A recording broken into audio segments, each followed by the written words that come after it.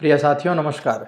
मैं हूं आचार्य श्रीधर खांडल और आप देख रहे हैं नक्षत्रवेद.com का वार्षिक राशिफल कार्यक्रम। इस वार्षिक राशिफल कार्यक्रम में इस वीडियो में बात करने जा रहा हूं तुला राशि और तुला लग्न के जातकों के लिए कैसी रहेगी व्यवस्था 2022 की। 2022 में सभी प्रकार से हमें क्या लाभ प्राप्त होंगे, ग्रहों का गोचर का क्या असर होगा हमारी कुंडली पर, सभी चीज़ों के बारे में बहुत अच्छे प्रकार से विस्तृत रूप से आपको बताने वाला हूँ। यह कार्यक्रम प्रारंभ करने से पहले आपके लिए एक सूचना है कि ये जो कार्यक्रम आप देख रहे हैं यह कार्यक्रम पूर्ण रूप से गोचर पर आधारित है, यानी ग्रहों का गोचरीय परिवर्तन जैसे होता है उसके आधार पर हम आपको मूलभूत जो चीज़ें हैं वो बताने की कोशिश करते हैं। इस कार्यक्रम को आप अपनी कुंडली का बिल्कुल भी परामर्श मत समझिएगा, क्योंकि यह आपकी कुंडली का स्वतंत्र परामर्श, स्वतंत्र विश्लेषण नहीं है। यदि आपको अपनी कुंडली से संबंधित जानकारियां प्राप्त करनी है, आपके जीवन में किसी प्रकार की कोई परेशानी आ रही है, तो स्क्रीन पर नंबर हैं, उन नंबर्स पर कॉल या व्हाट्सएप करके नक्षत्रवेद कार्यालय से आप अपना पर्सनलाइज्ड हॉरोस्कोप प्रेडिक्शन तैयार करवा सकते हैं 2022 के लिए। यह कुंडली विश्लेषण आपकी कुंडली पर आधारित होगा और आपको बहुत ज़्यादा सूट करेगा। तो आइए कार्यक्रम को प्रारंभ करते हैं। क्योंकि इस कार्यक्रम में गोचर ग्रहों का बड़ा ही महत्व है, इसलिए सबसे पहले गोचरीय ग्रहों की क्या स्थिति बन रही है उसके ऊपर थोड़ी सी नज़र डाल लेते हैं। सबसे पहले बात करते हैं सूर्य की। सूर्य जो है धनु राशि में रहेंगे वर्ष के प्रारंभ में। मित्र राशि है सूर्य की, गुरु की राशि में है। 11वें भाव के स्वामी होकर के आपकी कुंडली में थर्ड हाउस में रहेंगे। थर्ड हाउस में रह करके सूर्य की जो दृष्टि है वो आपके 9th हाउस पर रहेगी, यानी भाग्य स्थान पर रहेगी। कुल मिलाकर के यदि कहूँ तो बहुत ज़्यादा पराक्रम आपके अंदर आ जाएगा सूर्य की कृपा से। जो बौद्धिक जो लोग कार्य करते हैं, जैसे विद्या अध्ययन करवाना, शिक्षक, प्रोफेसर, जो लोग टीचिंग लाइन में हैं, जो लोग विद्या अध्ययन करवाते हैं, उनके लिए यह सूर्य जो है वो बहुत बहुत शानदार स्थिति बनाएगा। इसके साथ ही आपका घर परिवार, आपके जो संबंध हैं आपके परिवार के लोगों के साथ में, वो काफ़ी अच्छे व्यवस्था में बन जाएंगे। इसके अलावा जो लोग सॉफ्टवेयर से रिलेटेड हैं, जो लोग कंप्यूटर लाइन से रिलेटेड हैं, उनके लिए भी बहुत बहुत अच्छी व्यवस्थाएं बना देंगे सूर्य। एक व्यवस्था जो कम रहेगी, खराब रहेगी, वो यह रहेगी सूर्य के द्वारा कि आपके जीवन में यदि आपकी कुंडली में ऐसी कुछ व्यवस्थाएं पहले से बनी हुई हैं, तो आपके जीवन में चरित्र से संबंधित कुछ अव्यवस्थाएं बन सकती हैं, कुछ परेशानियां आ सकती हैं, तो उनका थोड़ा सा आपको ध्यान ज़रूर रख लेना है। आगे बढ़ते हैं, बात करते हैं मंगल के बारे में। मंगल जो हैं वो स्वग्रही रहेंगे इस वर्ष। वर्ष के प्रारंभ में वो खुद की राशि वृश्चिक में रहने वाले हैं। आपके सप्तम भाव और द्वितीय भाव के स्वामी होकर के आपके सेकंड हाउस में विराजमान रहेंगे। कड़ी मेहनत का संकेत आपके मंगल दे रहे हैं। बहुत ज़्यादा इस समय आपको मेहनत करनी होगी। विद्यार्थियों को शिक्षा प्रतियोगिता आदि में ज़्यादा मेहनत की ज़रूरत रहेगी। बहुत ज़्यादा मेहनत करने के बाद ही सफलता प्राप्त होगी। थोड़ा सा चिड़चिड़ापन आपके अंदर देखने को मिल सकता है और आपके जीवन साथी से संबंधित उनके स्वास्थ्य को लेकर के कुछ विशेष परिस्थितियां बन सकती हैं। आँखों से रिलेटेड या पेट से रिलेटेड कुछ परेशानियां मंगल बना सकते हैं। मंगल का थोड़ा सा ध्यान ही रख लेंगे तो अच्छा रहेगा। और यदि किसी बुरी आदत में धन आपका खर्च हो रहा है अभी 2022 में, तो आप ये समझ सकते हैं कि मंगल आपकी कुंडली में अच्छे नहीं हैं। कुल मिलाकर के कहूँ तो मंगल का जो स्वभाव है, मंगल की जो गति है आपकी कुंडली में, वो बहुत अच्छी नहीं है। उसमें पारिवारिक असंतोष भी दिखाई देता है। विद्यार्थियों के लिए भी अच्छी व्यवस्थाएं नहीं हैं। धन की व्यवस्था भी बहुत अच्छी नहीं रहेगी। इसलिए कुल मिलाकर के आप मंगल से संबंधित उपाय ज़रूर कर लीजिएगा। बुध की बात करते हैं। बुध जो हैं वो सम राशि के हैं, यानी मकर राशि में, शनि की राशि में बुध रहेंगे। 9th हाउस और 12th हाउस के स्वामी होकर के कुंडली में 4th हाउस में विराजमान रहेंगे। बहुत अच्छी स्थिति है बुध के लिए यह। स्मरण शक्ति बहुत अच्छी रहेगी। आपको बहुत ज़्यादा ध्यान रहेगा अपने काम का। आप अपने काम में लगन लगा करके अपना काम करेंगे। जो लोग म्यूज़िक फील्ड में हैं, जो लोग किसी भी प्रकार से फिल्म लाइन में हैं, चाहे वो अभिनेता हों या किसी भी और काम को करते हों, उन लोगों के लिए बहुत श्रेष्ठ ये समय रहेगा। सामाजिक प्रतिष्ठा मिलने के लिए बहुत अच्छा समय रहेगा। कुल मिलाकर के बुध की जो स्थिति है मुझे काफ़ी अच्छी दिखाई दे रही है। गुरु की बात करते हैं। गुरु महाराज जो हैं वो कुंभ राशि में, शनि की राशि में सम अवस्था में रहने वाले हैं। 3rd हाउस और 6th हाउस के स्वामी होकर के कुंडली में पंचम भाव में रहेंगे। पंचम भाव में गुरु की जो स्थिति है वो काफ़ी अच्छी आप सभी के लिए रहने वाली है। तुला राशि या तुला लग्न है आपका, तो दोनों ही अवस्थाओं में गुरु की स्थिति अच्छी रहेगी। किंतु एक चीज़ को लेकर के आपको थोड़ा सा सचेत रहना है, और वो चीज़ है अदालत से रिलेटेड। यानी किसी भी प्रकार से कोर्ट कचहरी, पुलिस मुकदमा, अदालत, इस तरह की चीज़ें आपके जीवन में नहीं आनी चाहिए।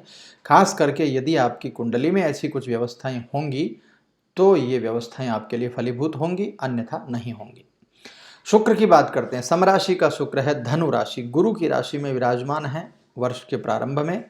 अष्टम भाव और लग्न भाव के स्वामी होकर के कुंडली में 3rd हाउस में ये रहने वाले हैं। 3rd हाउस में इनकी जो गति है वो कुल मिलाकर के अच्छी ही मुझे दिखाई देती है। और 3rd हाउस जो है वो परिवार का भाव है, तो परिवार के द्वारा बहुत सारी सहायता, परिवार के लोगों के की अच्छी आमदनी, इन सब चीज़ों से संबंधित आप शुक्र को देख सकते हैं। वैवाहिक जीवन में यदि मैं कहूँ तो थोड़ा सा परिवार के लोगों के द्वारा कुछ प्रॉब्लम्स क्रिएट हो सकती हैं, ऐसी कुछ व्यवस्थाएं बन सकती हैं। शनि की बात करते हैं। शनि जो हैं वो स्वग्रही हैं, 4th भाव और पंचम भाव के स्वामी हैं। 4th भाव में विराजमान रहेंगे, बुध के साथ में रहेंगे। हालांकि बुध और शनि जो हैं उनके द्वारा कुछ अव्यवस्थाएं नहीं होने वाली हैं। तो कुल मिलाकर के यदि मैं कहूँ तो यदि आप अपना व्यवहार अच्छा रखते हैं तो शनि के परिणाम भी आपके लिए बहुत ही अच्छे आने वाले हैं, और काफ़ी फायदा आपको शनि के द्वारा मिलने वाला है, खास करके कर्म भाव को लेकर के। और सुख भी शनि जो है वो आपकी व्यवस्थाओं के हिसाब से, आपके कर्म के हिसाब से सुख भी आपको अच्छा दिलाएंगे। राहु की बात करें, अष्टम भाव में राहु रहेंगे, शारीरिक रूप से काफ़ी मजबूत रहेंगे आप। विदेश से संबंधित कुछ मामला आपका बन सकता है। सरकार या सरकारी लोगों के द्वारा कोई मामला आपका अटका हुआ है तो उसमें कुछ फ़ायदा अचानक से आपको मिल सकता है। और एक चीज़ जो राहु खराब करते हैं वो है मतिभ्रम, यानी आप बेवजह अपना समय खराब करेंगे, चाहे वो मोबाइल हो, लैपटॉप हो, इंटरनेट के माध्यम से अपना समय खराब करते आप नज़र आएंगे। तो ऐसी कोई व्यवस्था आपको अपने जीवन में नहीं रखनी है, अन्यथा राहु आपको परेशान कर सकते हैं। और केतु की बात करें तो केतु 2nd हाउस में है। मंगल और केतु का संयोग बना हुआ है। मंगल और केतु का संयोग जो है वो भी बहुत अच्छी व्यवस्थाएं, मैं इसको नहीं मानता हूं। तो कुल मिला करके केतु, मंगल, राहु, इन 3 ग्रहों का परिणाम थोड़ा सा अपने लिए कमज़ोर आ सकता है। तो ये व्यवस्थाएं थी ग्रहों से संबंधित। अब आइए चलते हैं और बात करते हैं आपकी कुंडली पर विस्तार से कि आपको अलग अलग सेक्शंस में अलग अलग क्या क्या चीज़ें मिलने वाली हैं। सबसे पहले बात कर लेते हैं नौकरी और व्यापार के बारे में। तुला राशि और तुला लग्न के जातकों के लिए करियर की यदि मैं बात करूं तो करियर वाइज, नौकरी वाइज आपके लिए काफ़ी अनुकूल फल मिलने की उम्मीद इस वर्ष मुझे है। बहुत अच्छा प्रदर्शन आपका रहेगा अपने कार्यालय में। और वर्ष की शुरुआत में यदि बात करें तो जहां आप काम करते हैं, आपका जो कार्य क्षेत्र है उसमें भाग्य का साथ ज़बरदस्त मिलने वाला है। सूर्य की बड़ी कृपा आपके ऊपर आने वाली है और भाग्य का साथ मिलने से प्रमोशन हो सकता है। प्रमोशन के साथ साथ कोई नई जिम्मेदारियां आपको मिल सकती हैं और अपनी इच्छा की जगह पर आपका तबादला हो सकता है, आपका इंक्रीमेंट हो सकता है। बहुत सारी ना अच्छी चीज़ें वर्ष के शुरुआत में ही आपको मिलना प्रारंभ हो जाएंगी। वर्ष का दूसरा भाग जो है वो करियर के लिहाज से थोड़ा सा चुनौतीपूर्ण रह सकता है। अप्रैल के बाद का जो समय रहेगा वो थोड़ा चुनौतीपूर्ण जरूर रह सकता है, उसके बारे में थोड़ा सा ध्यान रखिएगा। यदि आप नौकरी बदलना चाहते हैं या वरिष्ठ जो अधिकारी हैं उनके साथ में कोई तू मैं आपकी हो गई है तो उसमें भी आपको फ़ायदा ज़रूर मिलेगा। नौकरी यदि आप करते हुए दूसरी नौकरी पकड़ना चाहते हैं तो ये भी आपके लिए अच्छी व्यवस्थाएं बना करके लाएगा। व्यावसायिक रूप से जो लोग व्यापार करते हैं उनके लिए भी बहुत अच्छे परिणाम इस वर्ष मुझे दिखाई दे रहे हैं। व्यापारियों को अचानक से धन प्राप्ति के योग बनेंगे। बहुत ज़्यादा फायदा आपको अपने कार्य में मिलेगा, बशर्ते आपकी कुंडली में ऐसी कुछ व्यवस्थाएं भी होनी चाहिए। यदि आपकी कुंडली में अच्छी व्यवस्थाएं बनी हुई हैं तो गोचर ग्रहों का प्रभाव इस वर्ष आपको बहुत ही शानदार मिलने वाला है और अच्छी बिजनेस के साथ ही आपको अच्छी अर्निंग भी होने वाली है, आर्थिक स्थिति भी आपकी सुधरने वाली है। इसके बाद में बात करते हैं आपकी पारिवारिक स्थिति की। पारिवारिक जीवन क्या कहता है? वर्ष के प्रारंभ की यदि बात करें तो पारिवारिक जीवन के लिए बहुत ज़्यादा अनुकूल स्थिति नहीं दिखाई देती है। ये मैंने पहले भी कहा है आपसे। आपके अपने किसी व्यक्ति को घर से दूर जाना पड़ सकता है। आपको कार्य की अधिकता के चलते या बहुत सारी यात्राओं के चलते परिवार से दूर रहना पड़ सकता है। परिवार में आपस में सामंजस्य की थोड़ी सी कमी हो सकती है, परिवार में मनमुटाव हो सकता है। तो ये सब चीज़ें वर्ष के प्रारंभ में आपको देखने को मिल सकती हैं। इसके बाद में वर्ष का मध्य भाग और उत्तरार्ध भाग जो है वो काफ़ी अच्छा दिखाई दे रहा है। पारिवारिक संबंध आपके सुधरेंगे, आपके रिश्तेदारों के साथ में आपके संबंध अच्छे रहेंगे, आप बहुत अच्छा महसूस करेंगे। लेकिन वर्ष की शुरुआत का जो समय है आपके लिए वो बहुत अच्छा मुझे दिखाई नहीं देता है। इसलिए कोशिश करिएगा कि पारिवारिक स्थिति को सुधार करके पारिवारिक स्थिति को अच्छे प्रकार से मैनेज करते हुए आप चलते रहें। अब आइए आगे बढ़ते हैं, बात करते हैं आर्थिक स्थिति के बारे में, क्योंकि अर्थ है तो सब संभव है। आर्थिक स्थिति की बात करें तो वर्ष की शुरुआत का जो समय है वो आपके आर्थिक जीवन के लिए काफ़ी अच्छा है और उसके बाद में अप्रैल से सितंबर तक का जो समय है वो बहुत ज़्यादा उत्तम है, बहुत ज़्यादा अच्छा है।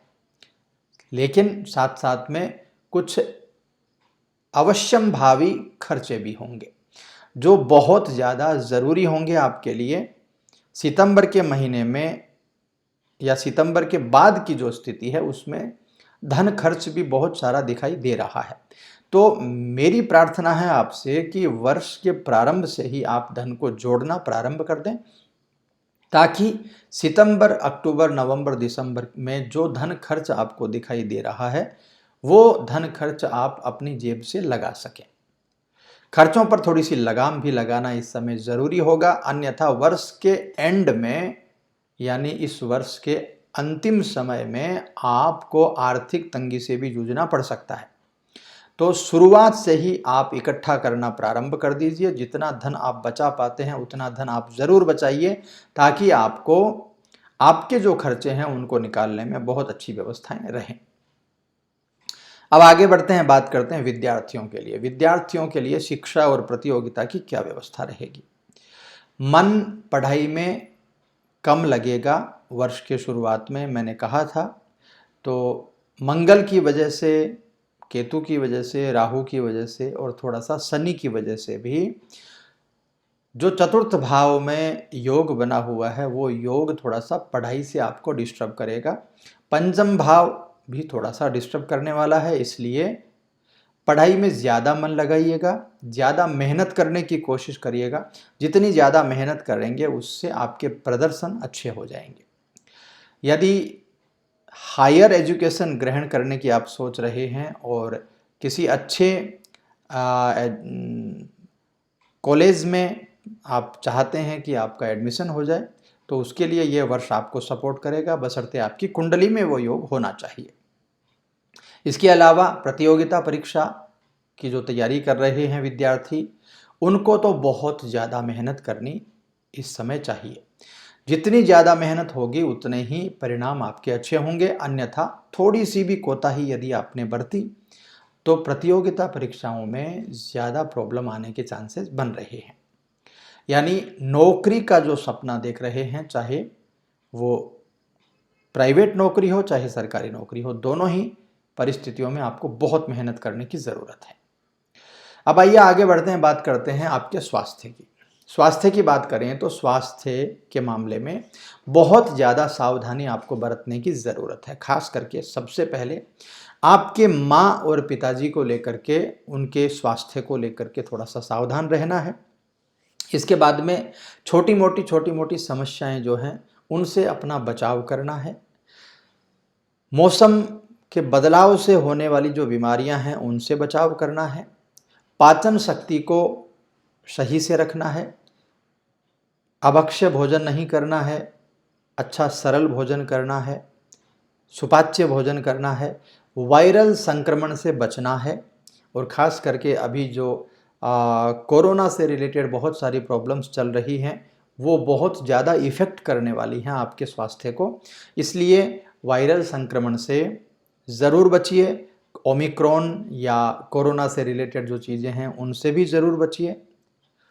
व्यायाम ज़रूर करिए और सभी चीज़ें जो हैं फिटनेस से रिलेटेड चीज़ों का ज़रूर से ख्याल रखिए, अन्यथा थोड़ी सी परेशानियां इस वर्ष बन सकती हैं। तो कुल मिलाकर के कहूँ तो स्वास्थ्य का पलड़ा थोड़ा सा कमज़ोर है, ध्यान ज़रूर रखिएगा।